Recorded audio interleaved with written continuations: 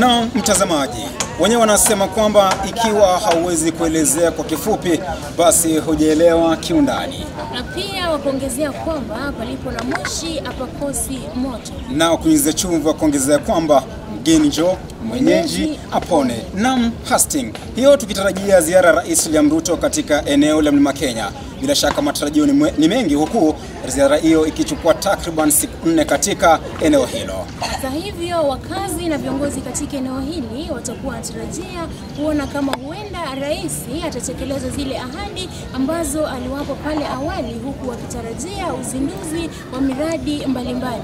Ziara hiyo ikianzia gatuzi la Laikipia, bila shaka rais ameanza kwa uzinduzi mbalimbali, hivyo ikitegemewa kwamba itakuwa ikitekelezwa katika kaunti zote kwenye eneo la Mlima Kenya. Licha ya hayo, pia rais anatarajiwa kuzuru katika chuo kikuu cha Tharaka ili kutekeleza uzinduzi wa vyumba vya wanafunzi. Hivyo basi macho yetu yatakuwa wazi kunasa mbashara yote yatakuwa yakizungumzwa kwenye hotuba kwenye ziara ya Rais William Ruto, na masikio yatakuwa wazi ili kunasa kila jambo katika ziara hii.